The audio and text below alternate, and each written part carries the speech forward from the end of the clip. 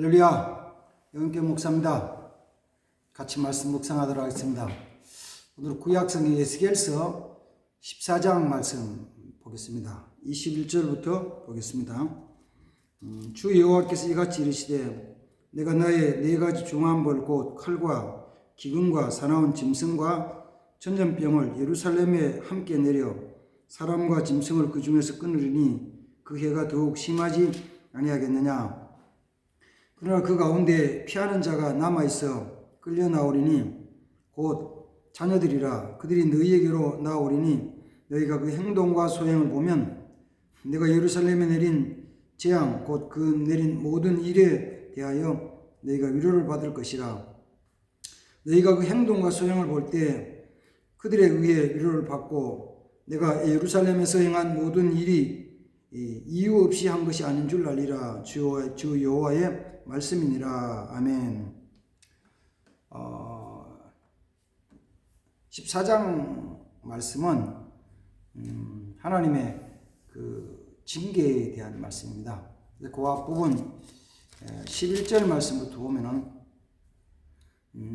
하나님께서 예루살렘에 그 나라가 불법을 행할 때 벌을 내리시겠다고 이렇게 말씀합니다. 이제 하나님이 벌을 내리시는 것을 크게 나누어서 네 가지를 얘기하는데, 그래서 이제 21절 속에서는 하나님께서 네 가지 중한 벌을 내리시겠다고, 예루살렘 내리시겠다고 말씀하십니다. 첫 번째가 이제 칼에 대한 것이고, 칼로 재앙을 내리신다, 벌을 내리신다. 두 번째는 기근으로 내가 벌을 내릴 것이다. 세 번째는 사나운 짐승으로 내가 아주 중한 벌을 내릴 것이다. 네 번째는 그 질병으로 내가 예루살렘에 벌을 내릴 것이다 라고 이렇게 말씀을 하십니다. 이것은 사람에게 당하는 고통 중의 고통이죠. 정말 힘든 고통이죠.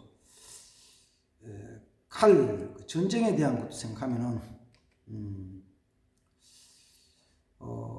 얼마 전에는 아프가니스탄에 탈레반과의 전쟁이 있어서 아프가니스탄이 멸망을 당했죠.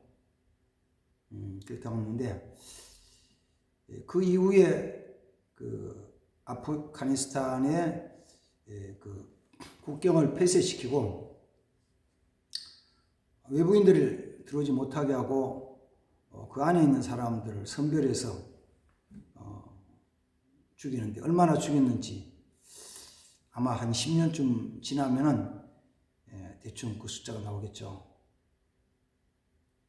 또 며칠 전에는 이제 러시아가 우크라이나를 침략을 했죠. 침략해가지고 뭐 단숨에 수도 키예프를 포위하고 했는데, 그냥 들려지는 뉴스에 나온 것만도 그 150명 가까이 사망했다, 죽었다라고 이렇게 나왔습니다. 전쟁이라는 그런 거예요. 원래 전쟁을 하면은 제일 좋은 거는 군인들끼리 싸움을 하고 힘이 없는 부녀자나 어린아이나 또 노인들이나 일반 그 국민들에게는 피해를 안 줘야 되잖아요. 근데 전쟁은 그렇진 않아요. 그 군인들만 싸우고 어떤 군사 기지들만 공격하는 것이 아니고 공포감을 주기 위해서 또 사기를 떨어뜨리기 위해 가지고 민간인도 공격하죠. 어제도 북한이 미사일을 발사했잖아요. 사거리가 한 300km 짜리 300km.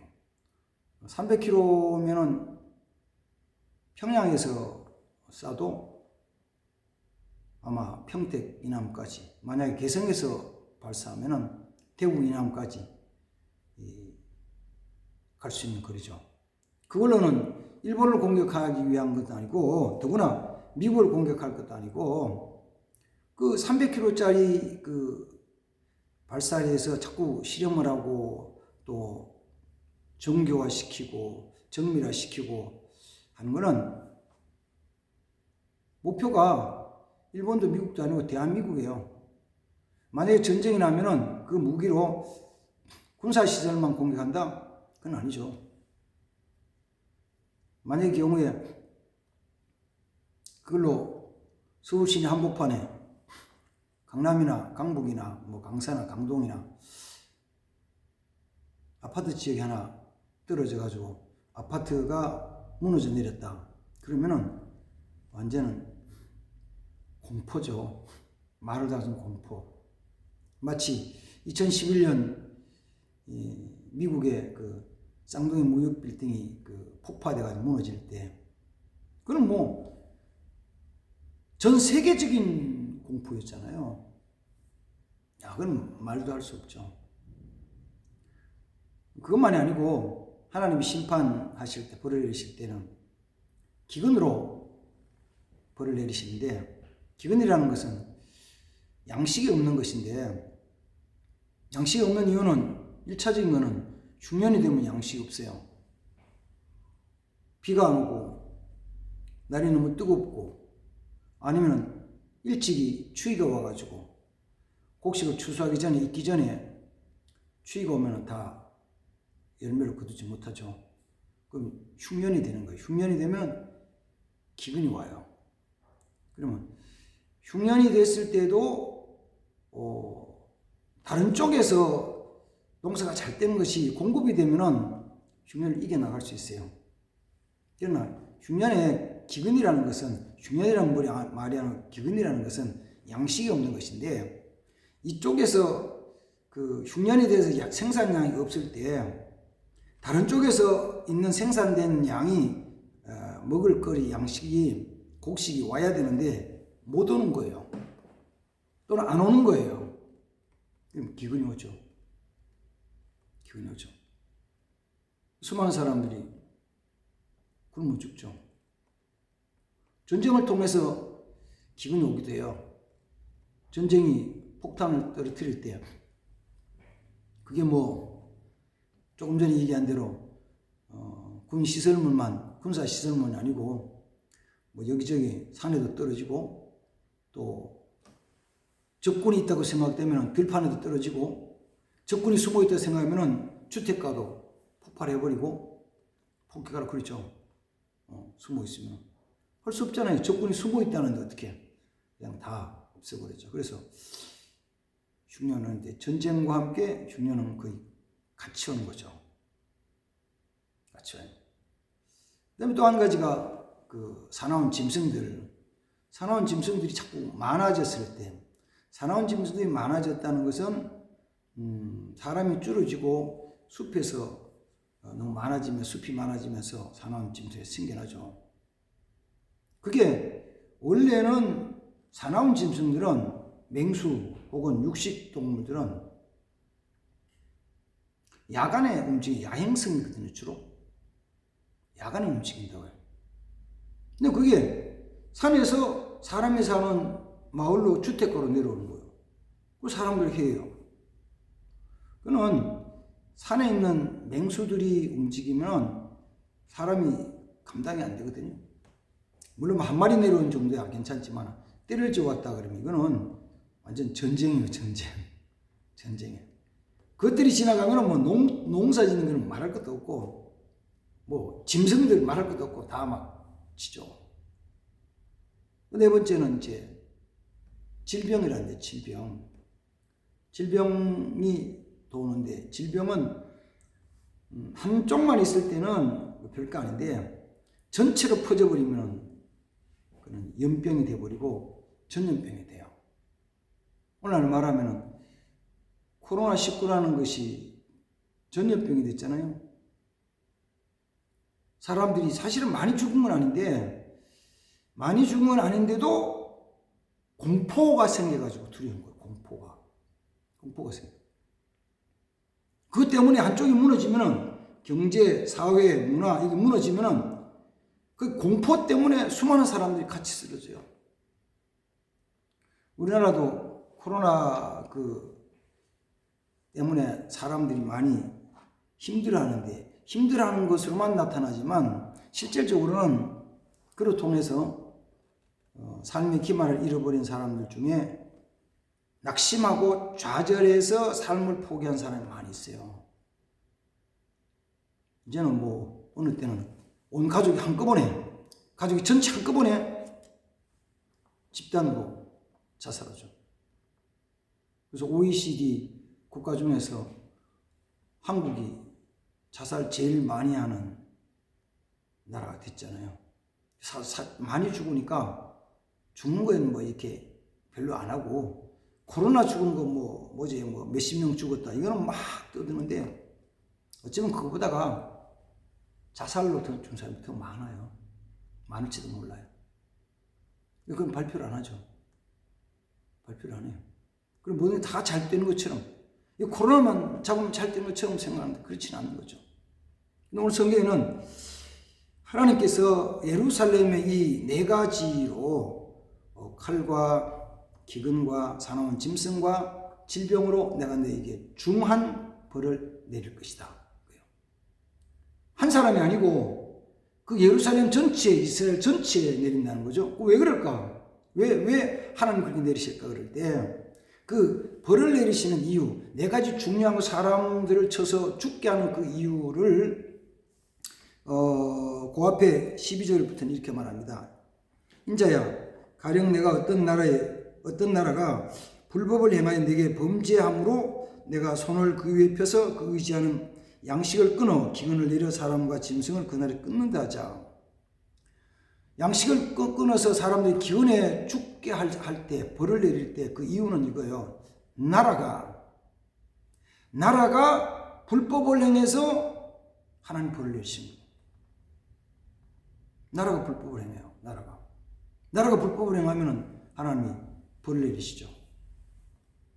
물론 이제 역사 속에서 한 나라가 생성에 대해서 출발하고 발전을 하고 그 다음에 어느 정도까지 강성해졌다가 시간이 지나면 또 쇠퇴해지고 그리고 나중에는 쇠퇴하다가 망하잖아요.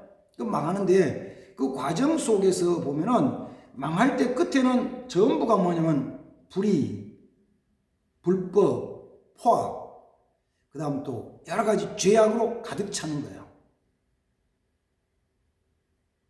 그렇게 되면 망하는 거예요. 물론 어떤 면에서는 그 죄악 때문에 망하는 것처럼 보이시기도 해요. 실제로는 그런 것들이 하나님이 벌을 내리시는 하나님의 그 이유다. 하나님 벌 내리신 이유다. 어떤 나라가 불법을 행했다. 어떤 단체가 불법을 행했다. 불법을 행하면 망하는 거예요. 그러면 국가로 말하면 국가가 불의를 하고 불법을 행했다. 국가가 불의하고 불법을 할 때 그러면 그 불법을 행하고 불의를 행하는 것의 주도 세력이 누구냐면은 지도자예요. 지도자가 불의를 행하는 거예요.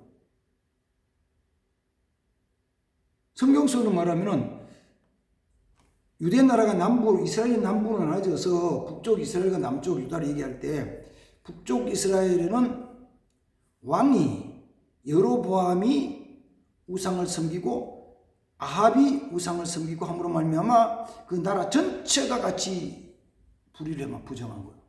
죄를 짓는 거예요. 요사이는 우상숭배라고 보는 우상숭배 최고 우상숭배가 돈인데 돈에 대한 불의 부정하는 것이 아주 무섭잖아요. 무서워요. 거기 사람들이 빠지면 못 나오는 거예요. 못 나와요. 한창 얘기하는 대장동 사건에 이익금을 5천억을 4천억을 환수했다 하고 얘기를 하고 또 어떤 사람은 불의한 돈을 몇 천억을 가져갔다. 그럼 자기 혼자 가져가니까 나눠 쓰는 거죠. 그거 가지고 이 사람도 주고 저 사람도 주고 위에서 악하면은 밑에 다 악한 거예요. 위에서 부정하면 밑에 다 부정해지는 거예요. 다 부정해져요. 나라 전체가 불의해요. 교회도 마찬가지, 단체도 마찬가지예요. 교회에서도 목사가 불의하고 목사가 악하면은 그건 다 악한 거죠. 어떤 면에서는 밑에서 막 애를 쓰지만 위에서 죄를 악을 하면은 같이 전체가 악을 행하는 것이 돼요. 다 악이죠. 하나님 심판하죠. 그러나 이제 그 12절부터 그 21절까지 말씀을 20절까지 말씀을 가만히 읽어보면은 뭐냐 그러면 하나님은 그 중에서 사람이 있다. 그 중에서 온 나라가 불의를 할 때 욥 같은 사람이 있고 다니엘 같은 사람이 있고 그 다음에는 노아 같은 사람이 있어. 그 사람들은 구원받는다. 물론 그 사람이 그 믿음으로 의를 행하는 것이 다른 사람은 구원하지 못하지만 하나님 그걸 하신다. 그걸 이제 뒤에서 말씀해 줄 때는 하나님이 이 네 가지 중한 벌로 예루살렘에 벌을 내리실 때 그 중에서 나오는 사람이 있다. 누구냐? 악에 대해 물들지 않은 어린 자녀들, 어린 아이들이 나온다. 어린 아이들. 어린 아이들은요, 물론 이제 커가면서 죄악에 물들죠. 커가면서 사회생활 잘한다는 것이 어쩌면은 악에 물들어가는 모습일지도 몰라요. 현실을 바라보면서 이렇게 사는 게 아니네. 어릴 때 부모가 가르쳐준 말씀, 어릴 때 학교에서 정직하게 배운 말씀, 그 내용 가지고 살아갈 수 없다는 것을 배우는 거예요. 사회 가서. 우리 배워요. 배워. 그러나 어린 아이 때는 순수하잖아요. 아주 순수해. 믿는 것도 아주 순수해요. 그냥 달라 그러면 줄 알고 다 그렇게 믿어요. 근데 나중에 사회 성장해서 악에 물들어가는 거예요.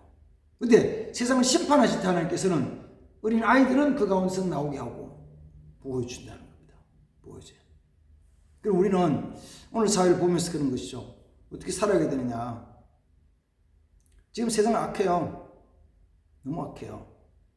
그러나 한편 생각하면은 그리스도인 한 사람 한 사람이 참 믿음에 서서 신실하고 진실하게 살면은 사회가 아름다워지기 시작하는 거예요. 깨끗해지기 시작하는 거예요. 참 믿음에 있어서 하나님 신실하게 믿고 하나님 앞에서 정직하고 진실하게 하는 사람이 한 사람이 있으면은 하나님 그걸 보시고 살려주세요. 회복시켜주세요. 예를 들어가지고 관공서도 시청이나 구청에도 부서가 여러 부서 있잖아요. 여러 부서 중에서 각 부서에 정말 신실하고 정직하고 바른 하나님의 사람들이 있으면은 이게 악이 끊어진다고요. 생각해 보세요. 과장이 있고 부장이 있고 또 계장이 있고 직원들이 있으면은 그 중에 중간에 한 사람이 정말 신실해. 나는 부정한 거는 도저히 인정할 수 없고 난 행할 수 없어. 나는 믿음으로 정직하게 살 거야라고 하면은 그 정직하게 살겠다고 마음 탁 먹고 결심하면 그렇게 산다고 다짐하면은 혹시 누가 부정한 돈에 뇌물을 가져다 주면 받을까요? 안 받을까요? 안 받겠죠. 안 받겠죠.